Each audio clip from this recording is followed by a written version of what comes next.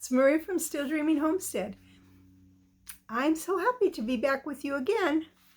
And today we're going to continue reading in our book, Little House in the Big Woods by Laura Ingalls Wilder.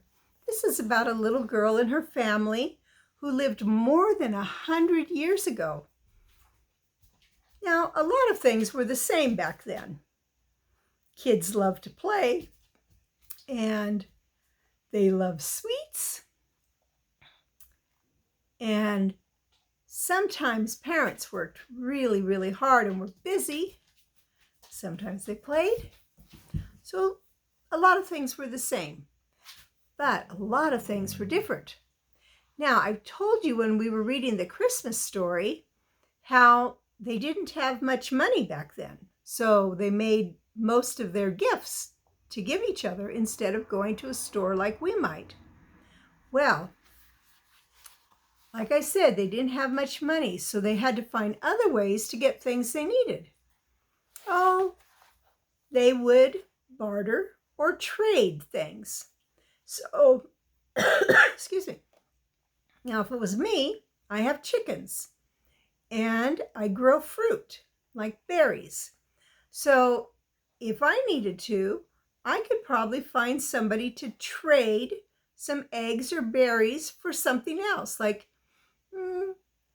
maybe for my eggs, I could trade for some pears, somebody else that's growing them. Or maybe I could even take them to the store and get enough to buy a loaf of bread. So that's what they did. They did a lot of trading. And one of the jobs that they did back then, a lot, and it's still done now, is get furs. To get a fur, an animal must be killed. And that was okay, because back then, in order to keep from freezing to death in the cold winter, they had to have very warm things. If you remember in the Christmas story, when the aunt and uncle came for Christmas, they used buffalo hides, which is like a buffalo blanket, to cover up, to keep warm on the way home, because otherwise they could just have froze. Also, we still use things made from animal skins. We use leather, like we might have leather shoes or leather gloves. A woman might have a leather purse, or sometimes even people use bone for jewelry or something like that. So, Pa was a trapper. One day, Pa came home and said that spring was coming. In the big woods, the snow was beginning to thaw. Bits of it dropped from the branches of the trees and made little holes in the softening snowbanks below. At noon, all the big icicles along the eaves of the little house quivered and sparkled in the sunshine, and drops of water hung trembling at their tips. Pa said he must go to town to trade the furs of the wild animals he had been trapping all winter. So one evening he made a big bundle of them. There were so many furs that when they were packed tightly and tied together, they made a bundle almost as big as Pa. Now that's big. Very early one morning, Pa strapped the bundle of furs onto his shoulders and started to walk to town. He must have been very strong, because I'm sure they weighed a lot. There were so many furs to carry that he could not take his gun. Ma was worried, but Pa said that by starting before sunset and walking very fast all day, he could get home before dark. The nearest town was far away. Laura and Mary had never seen a town.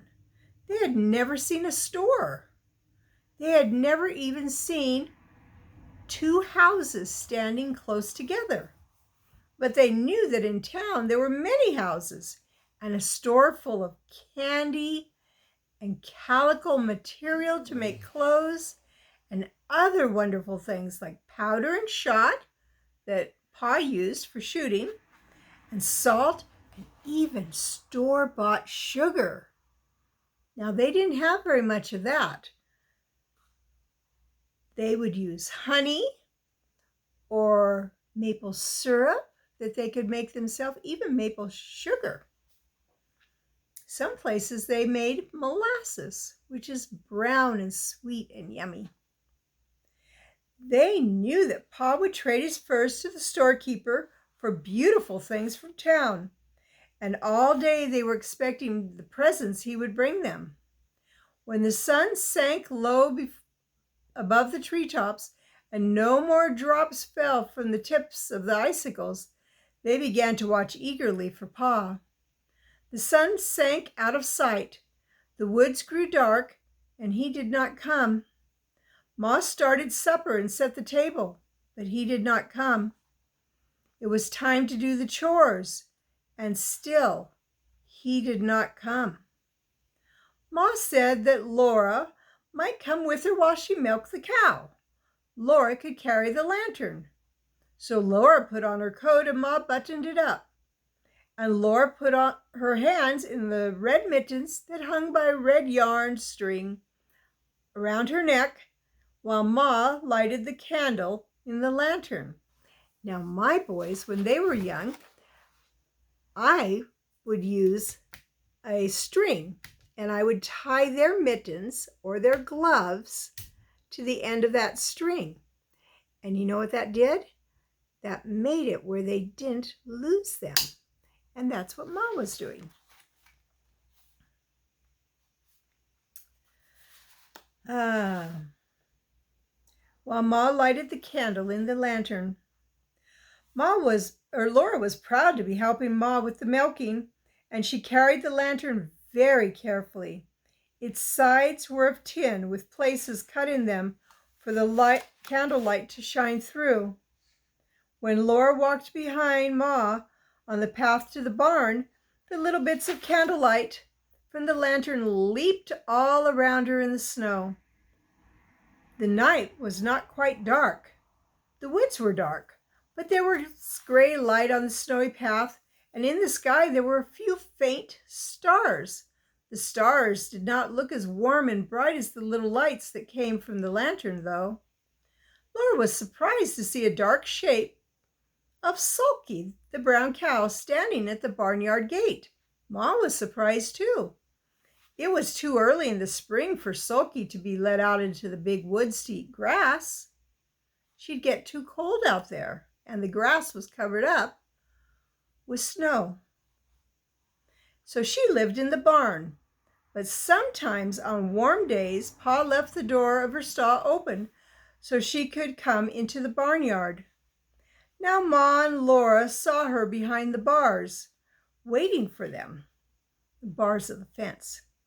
Ma went up to the gate and pushed against it to open it. But it did not open very far because there was Sulky standing against it. Ma said, "Sulky, get over." She reached across the gate and slapped Sulky right on the shoulder. Just then, one of the dancing little bits of light from the lantern jumped between the bars of the gate, and Laura saw long, shaggy black fur and two little glittering eyes. Sulky had thin, short brown fur. Sulky had large, gentle eyes. Ma said, "Laura, walk back to the house." So Laura turned around and began to walk. Look what was really happening. Does that look like a cow to you? Not to me either. Ma came behind her. When they had gone partway, Ma snatched her up, lantern and all, and ran. She ran with all of her might to the house and slammed the door. Then Laura said, "Ma, was it a bear?" "Yes, Laura," Ma said, "it was a bear." Laura began to cry. She hung on to Ma and sobbed, "Oh, will he eat Sulky?" "No," Ma said, hugging her. Sulky is safe in the barn. Think, Laura, all those big heavy logs in the barn walls. And the door is heavy and solid, made to keep bears out. No, the bear cannot get in and eat Sulky. Laura felt better then. But he could have hurt us, couldn't he? She asked. He didn't hurt us, Ma said. You were a good girl, Laura, to do exactly as I told you, and to do it quickly without asking. Ma was trembling, shaking, and she began to laugh a little. To think, she said, I slapped a bear. Then she put supper on the table for Laura and Mary. Pa had not come yet. He didn't come. Laura and Mary were undressed, and they said their prayers and snuggled in their trundle bed. Ma sat by the lamp, mending one of Pa's shirts. The house seemed cold and still and strange without Pa. Laura listened to the wind in the big woods. All around the house the wind went crying as though it were lost in the dark and the cold. The wind sounded frightened. Ma finished mending the shirt. Now, to mend a shirt, that means maybe it had like a tear or something in it. And Ma would take a needle and some thread, and she would sew up that hole or that tear. She would mend it. Laura saw her fold it slowly and carefully. She smoothed it with her hand. Then she did a thing Laura had never seen her do before. She went to the door and pulled the leather latch string through its hole in the door so that nobody could get in from the outside until she lifted the latch. She came and took Carrie, all limp and sleeping, out of the big bed. She saw that Laura and Mary were still awake, and she said to them, Go to sleep, girls. Everything is all right. Pa will be here in the morning. Then she went back to her rocking chair and sat there gently rocking and holding baby Carrie in her arms. She was sitting up late, waiting for Pa, and Laura and Mary meant to stay awake too till he came, but at last they fell asleep. In the morning, Pa was there.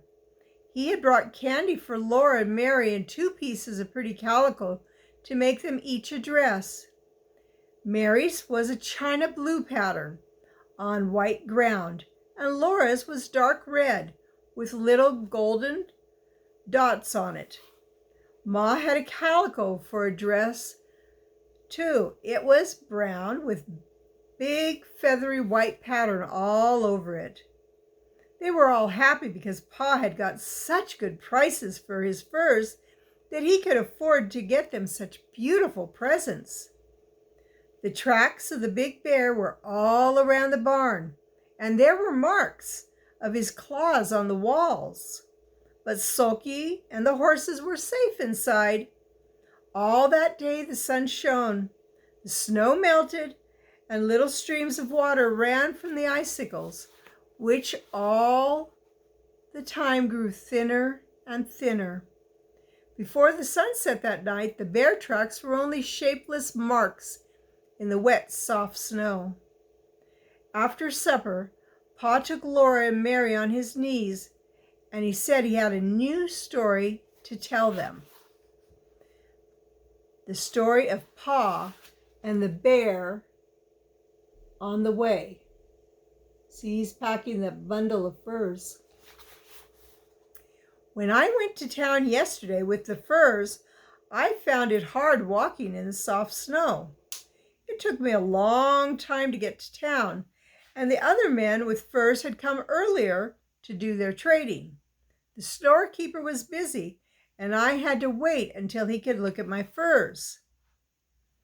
Then we had to bargain about the price of each one, and then I had to pick out the things I wanted in trade. So it was nearly sundown before I could start home. I tried to hurry, but the walking was hard and I got tired, so I had not gone far before the night came.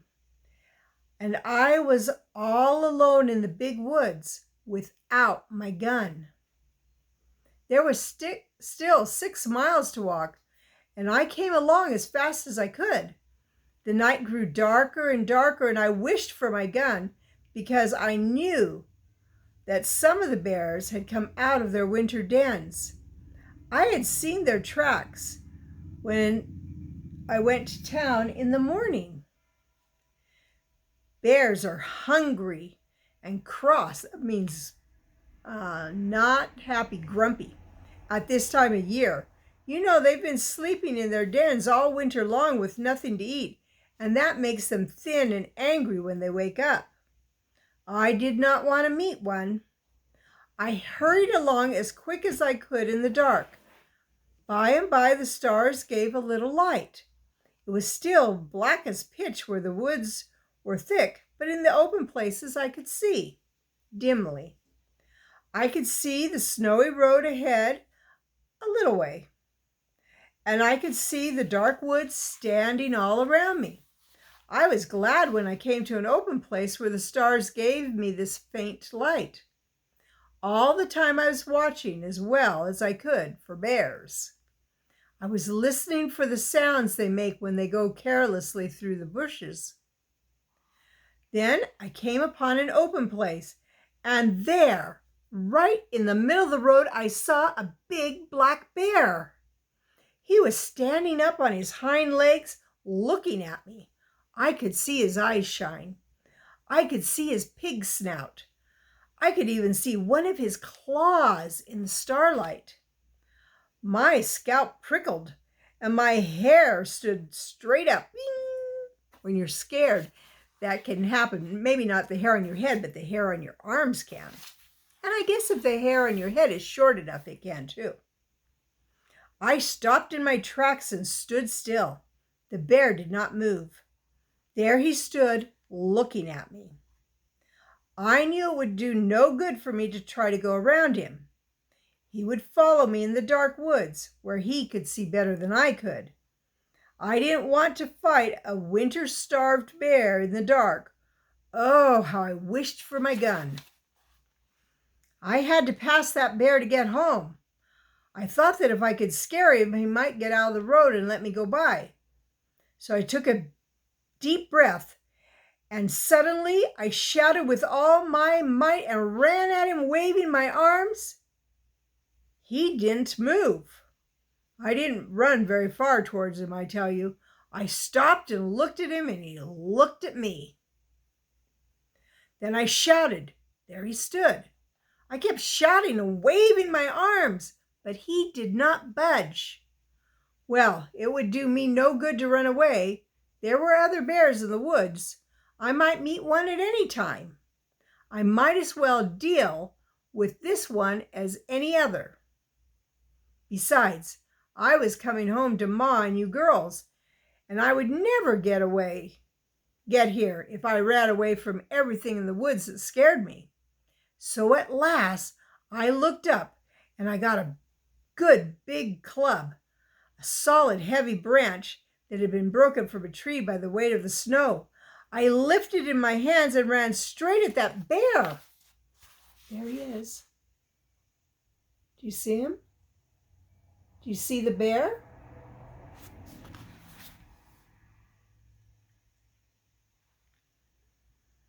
I swung my club as hard as I could and brought it down bang on his head.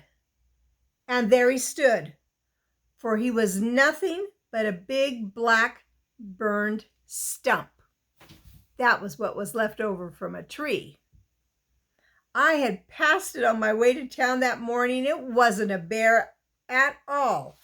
I only thought it was a bear because I had been thinking all the time about bears and being afraid to meet one. It really wasn't a bear at all? Mary asked. No, Mary, it wasn't a bear at all. There I'd been yelling and dancing and waving my arms all by myself in the big woods, trying to scare a stump. Laura said, ours was really a bear, but we were not scared because we thought it was sulky. Pa did not say anything, but he hugged her tighter. Oh, that bear might have eaten Ma and me all up. Laura said, snuggling closer to him. But Ma walked right up to him and slapped him. And he didn't do anything at all. Why didn't he do anything? I guess he was too surprised to do anything, Laura, Pa said. I guess he was afraid when the lantern shone in his eyes. When Ma walked up to him and slapped him, he knew she wasn't afraid. Well, you were brave too, Laura said. Even if it was only a stump, you thought it was a bear. You'd have hit him on the head with a club if he had been a bear, wouldn't have you, Pa? Yes, said Pa, I would have. You see, I had to. Ma said it was bedtime. She helped Laura and Mary undress and button up the red flannel nightgowns. They knelt down by the trundle bed and said their prayers. Now I lay me down to sleep. I pray the Lord my soul to keep. If I should die before I wake, I pray the Lord my soul to take. Ma kissed them both and tucked the covers in around them. They lay there a while, looking at Ma's smooth parted hair and her hands busy with sewing in the lamplight. Her needle made little clicking sounds against her thimble, and the thread went softly swoosh through the pretty calico that Pa had traded the furs for. Laura looked at Pa, who was greasing his boots. His mustache and his hair and his long brown beard were silky in the lamplight, and the colors of his plaid jacket were gay. That means happy. He whistled cheerfully as he worked, and then he sang. The birds were singing in the morning, and the myrtle and the ivy were in bloom, and the sun over the hills was a-dawning. 'Twas then that I laid her in the tomb. It was a warm night. The fire had gone to coals in the hearth, and Pa did not build it up. All around the little house in the big woods, there were little sounds of falling snow, and from the eaves there was the drip, drip, drip of melting icicles. In just a little while, the trees would be putting out their baby leaves, all rosy and yellow and pale green, and there would be wildflowers and birds of the woods. Then there would be no more stories by the fire at night, but all day long Laura and Mary could run and play among the trees, for it would be spring. Oh, that was a lot of bear stories today. Who do you think was braver, Ma or Pa? Or maybe Laura? Leave your answer in the comment for me. I'm glad they were all safe. And I'm glad that we're safe here in our homes, with our families, with God who loves us, watching over us all the time. Well, it's Maria from Still Dreaming Homestead. I love you, I really do. I want to pray blessings on you and your family, in your house and out of your house, in the day and in the night. Whatever you do, keep dreaming. I'll be reading to you tomorrow. Bye-bye.